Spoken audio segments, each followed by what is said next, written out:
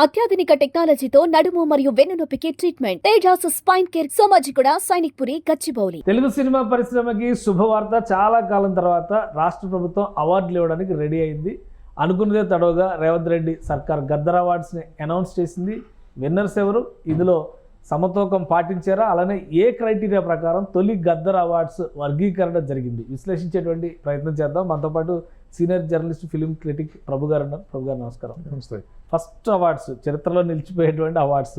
గతంలో కూడా Nandi awards first ఏ సినిమాకి వచ్చింది అంటే డాక్టర్ చక్రవర్తి అని గొప్పగా చెప్పేవాళ్ళు. ఇప్పుడు గద్దర్ అవార్డ్స్ ఫస్ట్ సినిమా కల్కి అనౌన్స్మెంట్ అయింది. మొత్తం టోటల్ జ్యూరీ కానీ అవార్డ్స్కి సంబంధించినటువంటి విభాగాల ఎంపిక కానీ సెలక్షన్ ఆఫ్ ద కంటెస్టెంట్స్ ఎలా జరిగింది?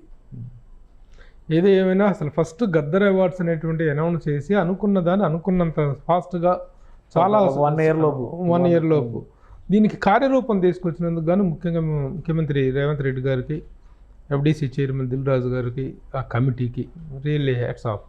ఎందుకంటే అవార్డ్స్ అనేటువంటి ప్రతి సంవత్సరం కూడాను ఆయా సినిమాల్లో నటినట్లు కానీ పనిచేసిన టెక్నీషియన్స్కి ఒక అద్భుతమైనటువంటి బూస్ట్ ఇచ్చేటువంటిది అనమాట.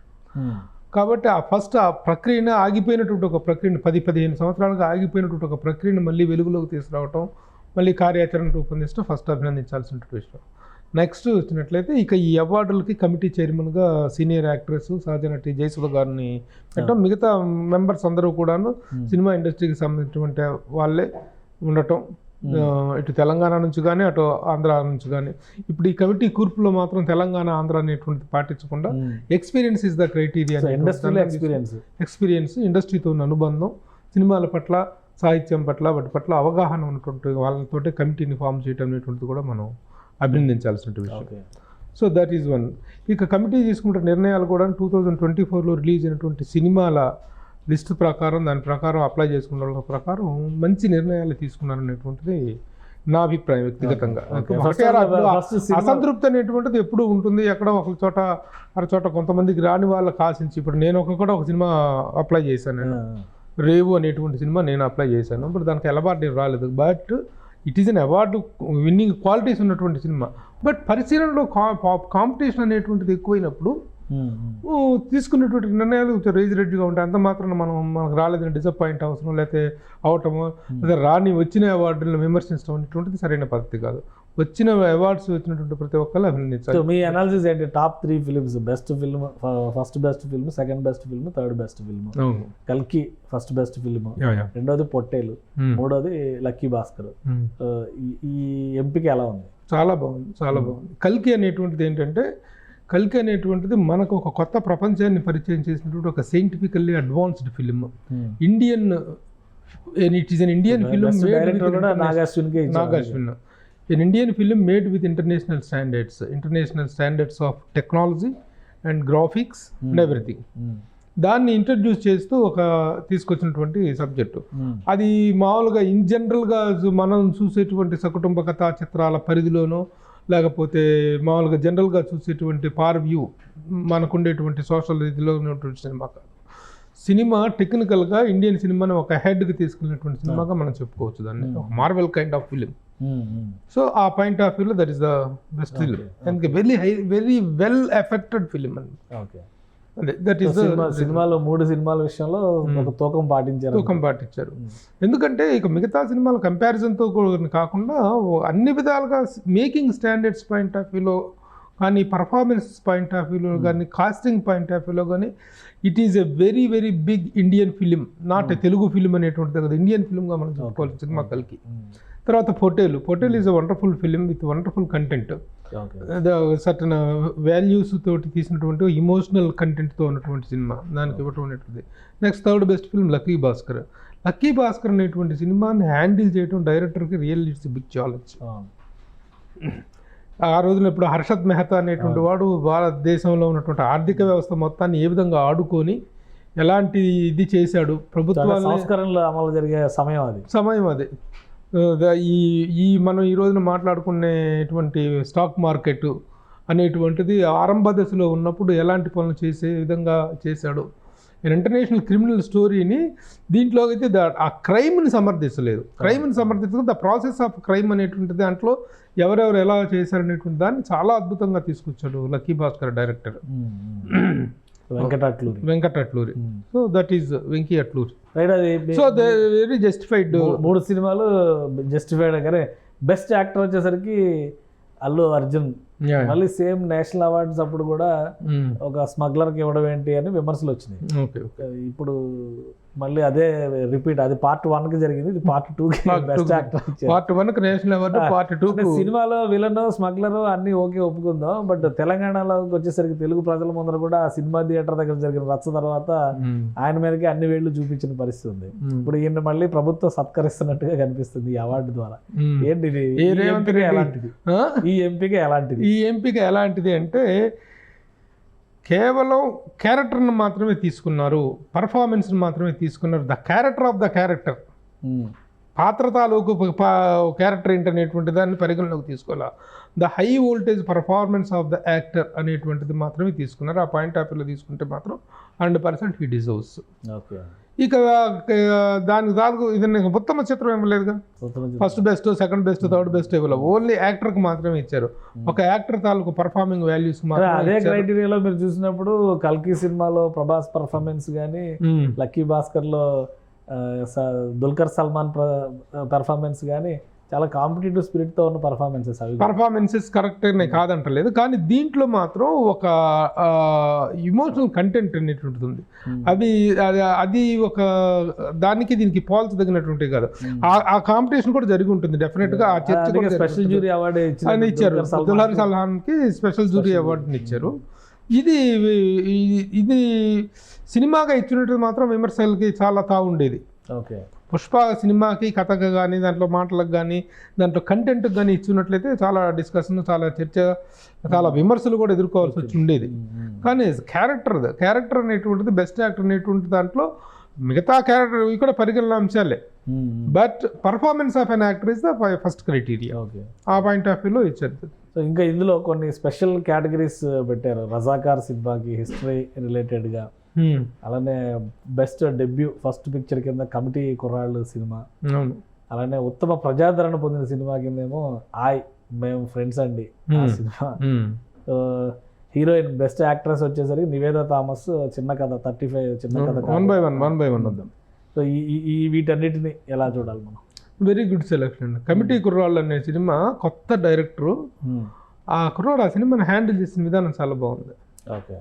ముఖ్యంగా సాంగ్స్ విషయంలో కానీ, ఒక కంటెంట్ని చెప్పడం. ప్రజెంట్ ఊర్లలో కుల వ్యవస్థ కానీ, మనోడు అనుకుంటా చిన్నప్పుడు బాల్యంలో ఏ అరమరికలు లేకుండా బాల్యాన్ని గడిపినటువంటి స్నేహితులు పెరిగి పెద్ద అయిన తర్వాత ఆ ఊర్లో జరుగుతున్నటువంటి పరిణామాలని, రాజకీయ ఆ ఊర్లో ఉన్నటువంటి ఒక మూతుబరి చేస్తున్న మోసాలను ఎలా ఎదుర్కొన్నారు అని, వాళ్ళని ఏ విధంగా కులం పేరు మీద విడదీయడానికి ప్రయత్నించారనేటువంటి దాన్ని చాలా సెన్సిబుల్గా డీల్ చేశారు.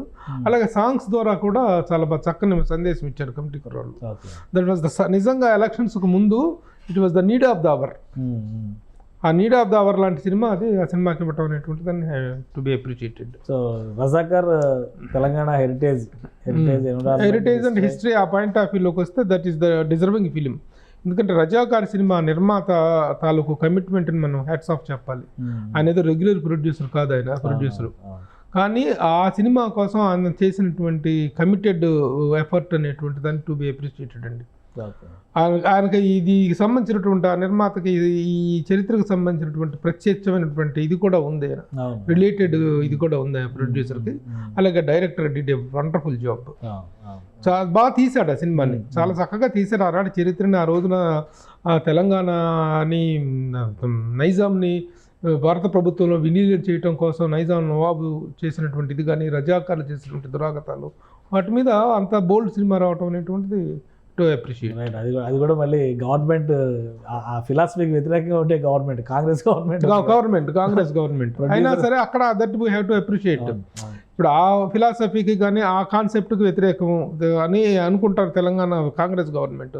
కానీ రజాకార్ సినిమాకి రావటం వెనుక ఏ ఇన్ఫ్లుయెన్స్ లేదని చెప్పడానికి ఇది ఒక బెస్ట్ ఎగ్జాంపుల్గా కమిటీ మెంబర్స్ని అభినందించాల్సిన విషయం.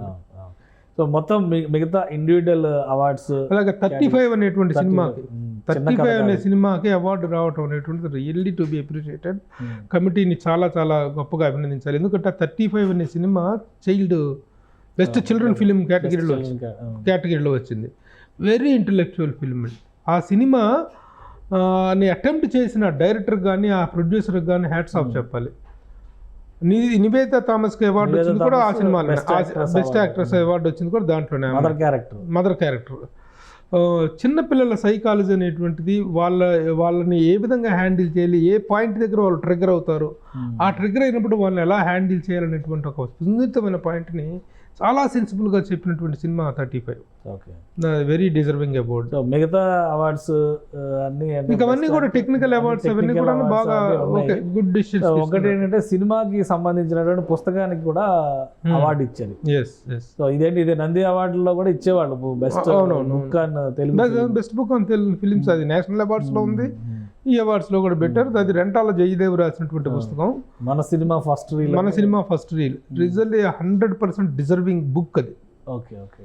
ఎందుకంటే సినిమా చరిత్రని ఇప్పుడు ఉన్నటువంటి ఏదో కాంటెంపరీ మ్యాటర్లు తీసుకొని రాయటం కాదండి. సినిమా పుట్టుపూర్వతర వాళ్ళ దగ్గర నుంచి అతను తవ్వి తీసినటువంటి చారిత్రక ఆధారాలతో సహా నిరూపించి రాసినటువంటి ఒక committed journalist Rentala Jayadev.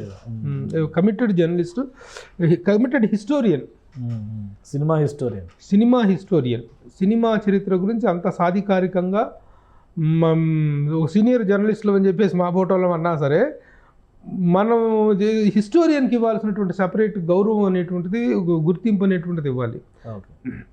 Present జనరేషన్లో సీనియర్ జర్నలిస్ట్ కావటం, ప్రజెంట్ వీటిలో అద్భుతంగా రాయటం, అద్భుతంగా మాట్లాడటం, చేయటం, అది వేరే కాన్సెప్ట్. చరిత్ర పట్ల ఒక గౌరవం, చరిత్ర పట్ల అవగాహన, చరిత్ర పట్ల లోతైన విశ్లేషణ కావాలి. అది 100% ఉన్నటువంటి journalist Rentala Jayadev. Hats off to the award. టోటల్గా ఓవరాల్గా మొత్తం first Gaddar awards successful launching 100%. బాగున్నాయి. కొంతమందికి ఏదైనా బాధాకరమైన ఉండొచ్చేమో, అది మనం చెప్పలేము.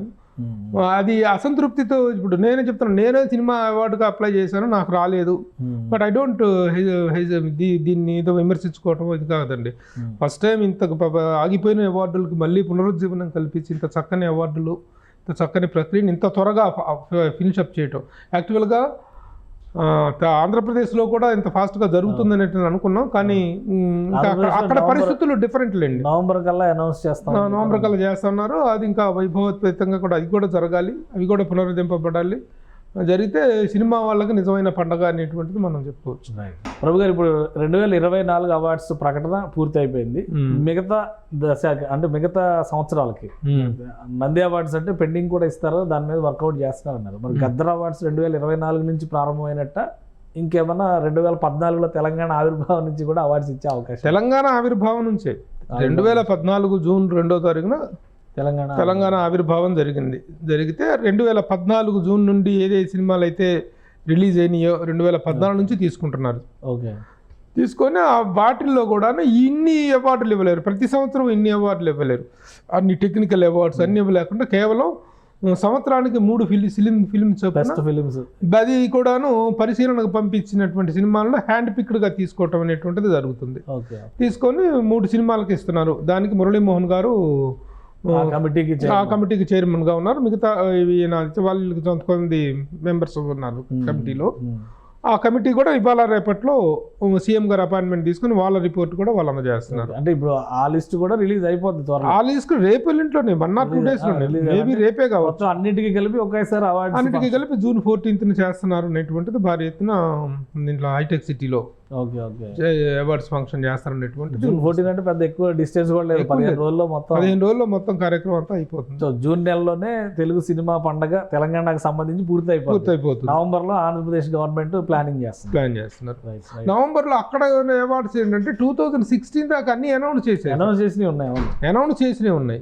ఈ 16 దగ్గర నుంచి వీళ్ళు 17, 18, 19 దగ్గర నుంచి వీళ్ళు కూడా హ్యాండ్ పిక్స్లో తీసేసుకొని 2024 పరిగణలోకి తీసుకుంటారా లేదనుకుంటే పూర్తి స్థాయి అవార్డ్స్ అది ఇస్తారు. కంటిన్యూటీ కదా నంది అవార్డ్స్ అనేది. నంది అవార్డ్స్ అనేది కంటిన్యూ కాబట్టి అది అన్ని సంవత్సరాలు. వాళ్ళు ఇంకోటి కూడా చెప్పారు, టీవీ అవార్డ్స్ ఇస్తాము, థియేటర్ అవార్డ్స్ కూడా ఇస్తాము. TV Nandi, theatre Nandi, cinema Nandi 3 ఇస్తామని చెప్పారు. అప్పుడు వాళ్ళు ఇచ్చినట్లయితే 15 నుంచి లెక్కకు వస్తుంది. 2017 నుంచి కమిటీలు వేసి ఆయా సంవత్సరాల్లో రిలీజ్ అయినటువంటి సినిమాల తాలూకు కానీ మిగతా అన్ని చేసుకుంటూ రావాల్సి ఉంటుంది. బాగుంటుంది, అది కాంప్రహెన్సివ్గా ఉంటుంది.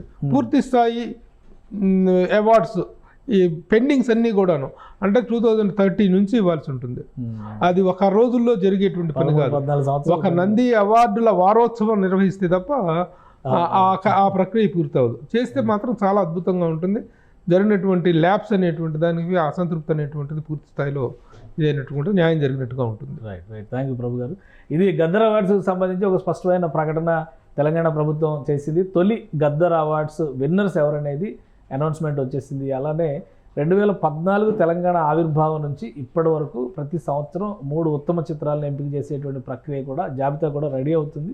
జూన్ 14న పెద్ద ఎత్తున ఈవెంట్ నిర్వహించడం ద్వారా తెలంగాణ ప్రభుత్వం ఈ సినిమా పండుగ నిర్వహించేటువంటి ప్రయత్నాలు చేస్తుంది. మరోవైపు ఆంధ్రప్రదేశ్లో నంది అవార్డ్స్ పైన కసరత్తు జరుగుతుంది. బహుశా నవంబర్లో టీవీ నంది, థియేటర్ నంది, అలానే సినిమా నంది అవార్డ్స్కి సంబంధించినటువంటి ప్రకటనలు ఉంటాయి.